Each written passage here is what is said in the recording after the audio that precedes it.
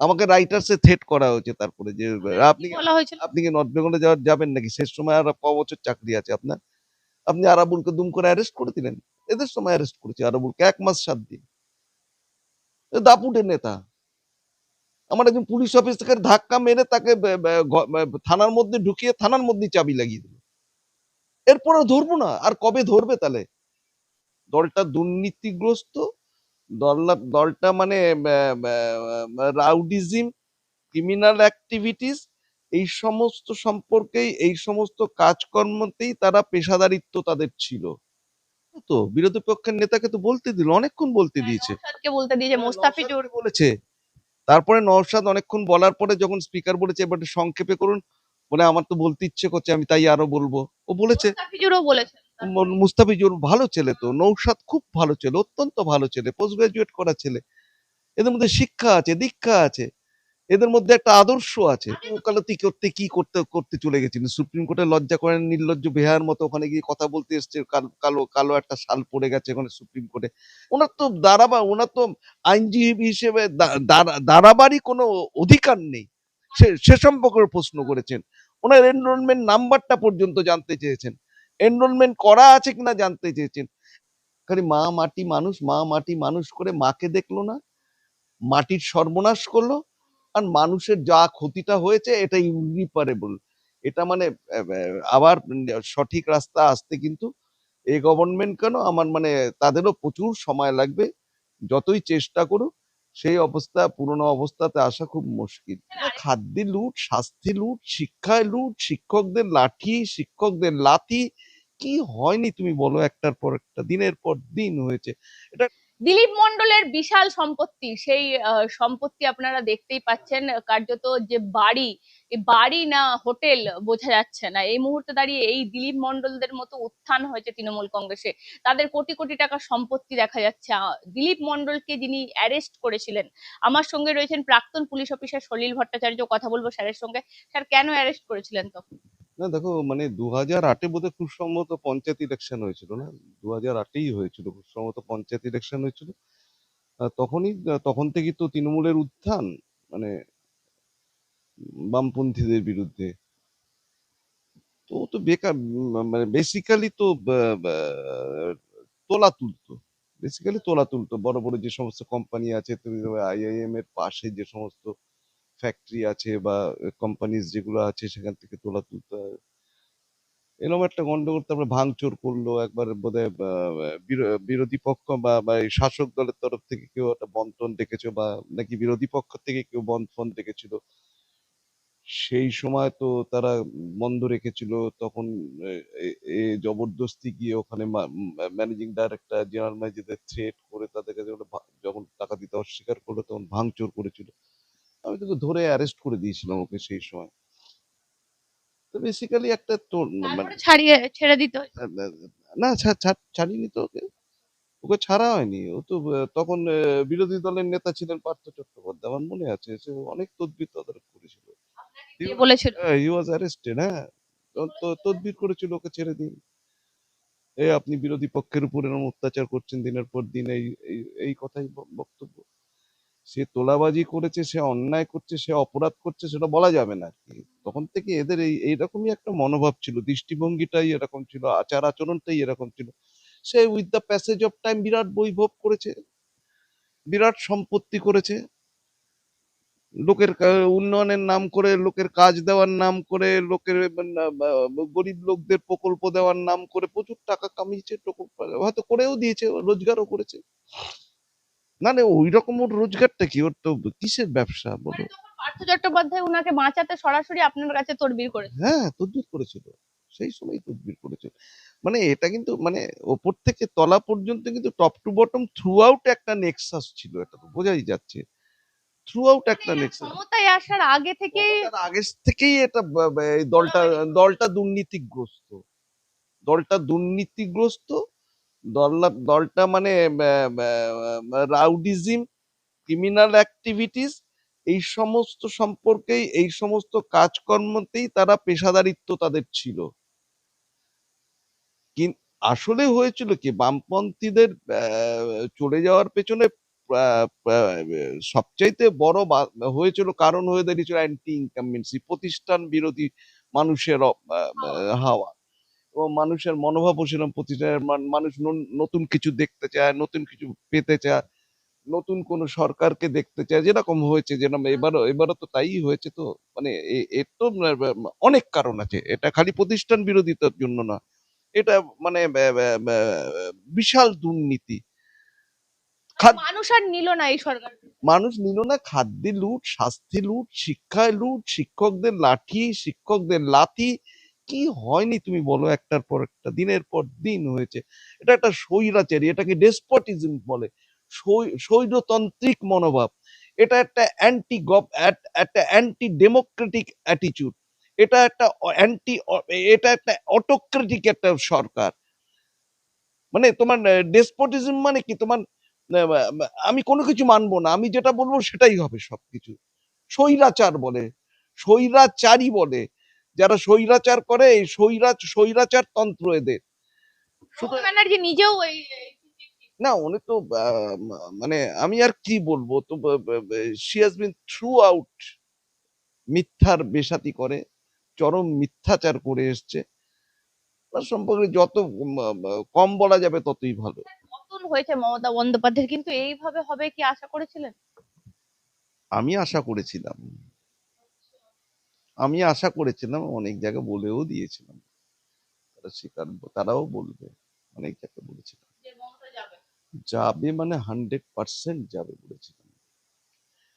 কি জানি, আমার তো মন বলছিল বোধহয়, আমি তার সেফোলজিস্ট নই যে আমি বলে দেবো, কিন্তু আমি ভাবতাম, বুঝবার চেষ্টা করতাম, আমি সংবাদ মাধ্যম দেখতাম, সংবাদপত্র পড়তাম, বুঝে টুঝে আমার একটা মানুষের সঙ্গে ভীষণ মেলামেশা করি, ভীষণ মানুষের সঙ্গে দেখা সাক্ষাৎ হয়, এত বন্ধু বান্ধব at this point of নিজে time। বলছেন আমি হারিনি, আমাদের 100টা সিট লুট করা হয়েছে। ও তো সংবাদের মধ্যে ভেসে থাকার জন্য, তিনি ওকালতি করতে কি করতে করতে চলে গেছিলেন সুপ্রিম কোর্টে, লজ্জা করেন, নির্লজ্জ বেহার মতো ওখানে গিয়ে কথা বলতে এসছে, কালো কালো একটা শাল পড়ে গেছে ওখানে সুপ্রিম কোর্টে।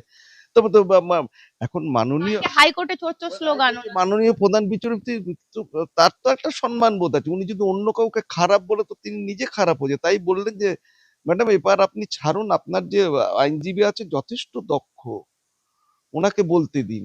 আর কি বলবেন বলো? একটা একটা প্রদেশের মুখ্যমন্ত্রী গেছে, বলো তুমি, গতকাল হাইকোর্টে কি হয়েছে দেখলে তো তুমি? স্যার আমাকে একটু বলতে দিন, স্যার আমাকে ওই ভেসে থাকার জন্য উনি কি বলবেন? উনি স্পেসিফিক কিছু বলেছেন? উনি বলেছেন যে কুচবিহারের অমুক জায়গা অমুক লোকে এই গ্রামের 10টা লোক অত্যাচারিত হয়ে এখনো ফিরতে পারছে না, তাদের ঘর বাড়ি আগুন লাগিয়েছে, দেখুন আপনি এনকোয়ারি করুন। উনি বলতে পেরেছেন যে বারুইপুরের অমুক জায়গায়, বারুইপুরে এরা জেতার পর থেকে পোস্টপোল ভায়োলেন্সে বারুইপুরের অমুক জায়গায় অমুকের বাড়িতে লুট হয়েছে, অমুকের বাড়িতে আগুন লাগানো হয়েছে, বলতে পেরেছেন? কিছু সব নন স্পেসিফিক অ্যালিগেশন। ওনার তো আইনজীবী হিসেবে দাঁড়াবারই কোনো অধিকার নেই, সে সম্পর্কে প্রশ্ন করেছেন। ওনার এনরোলমেন্ট নাম্বারটা পর্যন্ত জানতে চেয়েছেন, এনরোলমেন্ট করা আছে কিনা জানতে চেয়েছেন। তুমি যদি প্র্যাকটিসে না থাকো, আমার তো এনরোলমেন্ট করাই নেই, আমার যদিও করা আছে, কিন্তু আমার যদি তুমি নাও প্র্যাকটিস করো, তুমি যদি অন্য কোনো প্রফেশনের সঙ্গে, তুমি তুমি এমপি ছিলে, তুমি রেলওয়ে মিনিস্টার ছিলে, তারপরে তুমি মুখ্যমন্ত্রী হয়ে 15 বছর চালিয়েছো, তুমি জানাবে না কোর্টকে যে আমি আমার এই পেশা থেকে আপাতত নিজেকে সরিয়ে রাখছি, this is for your information. তারপর তুমি আবার যখন আসবে, আবার তুমি পারমিশন নেবে, আবার বার কাউন্সিল অফ ইন্ডিয়া বা bar council of West Bengal তোমাকে সেই কনসেন্ট দেবে, তারপরে তুমি প্র্যাকটিস করতে পারো। এই দুটো কিছু না, সরকারকে মানে সংবাদ মাধ্যমে ভেসে থাকা, মানুষ যেন ভুলে না যায়, মানুষ যেন বলে সব সময় অলিতে গলিতে। দেখো আমাদের দেখে গরিব লোক প্রচুর আছে, শিক্ষার প্রসার নেই, মানুষ তো ভাবছে দেখো লোকটা আমাদের জন্য কত করছে, মহিলা আমাদের জন্য জীবন দিয়ে দিল, দেখো ছুটছে, কোর্টে ছুটছে, অমুক জায়গায় ছুটছে, সুপ্রিম কোর্টে যাচ্ছে, দিল্লিতে গিয়ে সমস্ত লোকজন নিয়ে গেছে, আর কিচ্ছু না। লোককে ভাওতা দেওয়া, লোককে ভুল বোঝানো, লোকের সঙ্গে মিথ্যাচার করা, মানুষের সঙ্গে মিথ্যাচার করা। খালি মা মাটি মানুষ, মা মাটি মানুষ করে মাকে দেখলো না, মাটির সর্বনাশ করলো। আর মানুষের যা ক্ষতিটা হয়েছে এটা ইউরিপারেবল। এটা মানে আবার সঠিক রাস্তা আসতে কিন্তু এই গভর্নমেন্ট কেন, আমার মানে তাদেরও প্রচুর সময় লাগবে। যতই চেষ্টা করুক সেই অবস্থা, পুরনো অবস্থাতে আসা খুব মুশকিল। আরেকটা বিষয় হচ্ছে শুভেন্দু অধিকারী মুখ্যমন্ত্রী, তিনি সিদ্ধান্ত নিয়েছেন। আগে তো বিধানসভায় আমরা কারোর কিছু শুনতেই পেতাম না, মানুষের জন্য তারা কি বলছে কি করছে। তো লাইভ স্ট্রিমিং এর ব্যাপারটা তিনি আজকে সিদ্ধান্ত নিয়েছে, কেমন লাগছে? এটা খুব ভালো তো, বিরোধী পক্ষের নেতাকে তো বলতে দিল, অনেকক্ষণ বলতে দিয়েছে। নওশাদকে বলতে দিয়েছে, হ্যাঁ, মোস্তাফিজুর। নওশাদকে বলেছে। তারপরে নওশাদ অনেকক্ষণ বলার পরে যখন স্পিকার বলেছে এবার একটু সংক্ষেপে করুন, বলে আমার তো বলতে ইচ্ছে করছে, আমি তাই আরো বলবো। ও বলেছে। মোস্তাফিজুরও বলেছেন। মুস্তাফিজুর ভালো ছেলে তো, নওশাদ খুব ভালো ছেলে, অত্যন্ত ভালো ছেলে, পোস্ট গ্রাজুয়েট করা ছেলে। এদের মধ্যে শিক্ষা আছে, দীক্ষা আছে, এদের মধ্যে একটা আদর্শ আছে। আগে তো বলতেই দিত না বিরোধীদেরকে, মাইক অফ করে না না, আমরা দেখিনি কোনোদিন যে এখানে যে কি বক্তব্য হচ্ছে, বিরোধী পক্ষ কি বলতে পারছে, শাসক দল তার বিরুদ্ধে কি করলো। মুখ্যমন্ত্রীটা লাইভ। ওরটা খালি লাইভ হতো, তাও কখনো কখনো হতো, যখন যখন ভালো হতো, ভালো তো কখনোই করেনি। আর বাইরে এসে শুনতাম অমুকে সাসপেন্ড, অমুকে তিরস্কার, তাকে ঘাট ধরে বার করে দেওয়া হলো, এই তো শুনতাম, আর তো কিছু না। সো দিস ইজ, এই স্বৈরাচার সরকার গেছে। আমি জানি না মানুষের কতটা ভালো হবে, তবে মানুষ আশাবাদী, মানুষ আশান্বিত। আরেকটা যদি বিষয় একানাও ভালো হয় তো তাহলে হবেই। হবে। স্যার, আরেকটা বিষয় হচ্ছে শান্তনু সিনহা বিশ্বাস, তাকে কালকে ইডি গ্রেফতার করেছে, কিভাবে দেখছেন? না, দেখার কিছু নাই। দেখো, অন্যায় যে করে, অন্যায় যে সরে, তবু ঘৃণা তারে তিন সমদহে।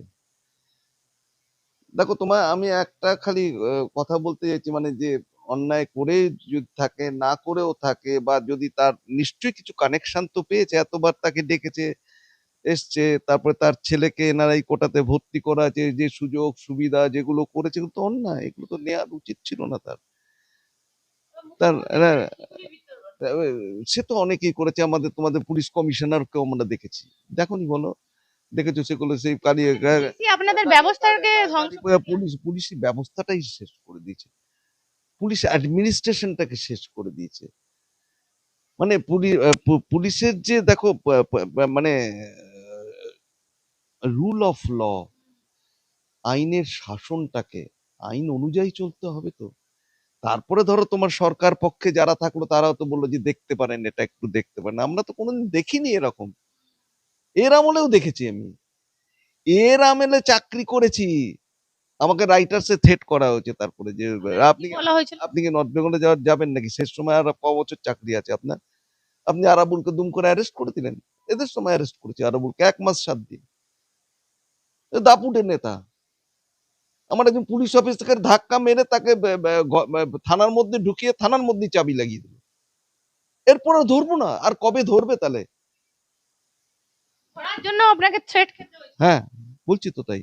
নর্থ বেঙ্গলে যাবেন না? না, আপনার কি এই শেষ সময় নর্থ বেঙ্গলে যাওয়ার ইচ্ছে হয়েছে?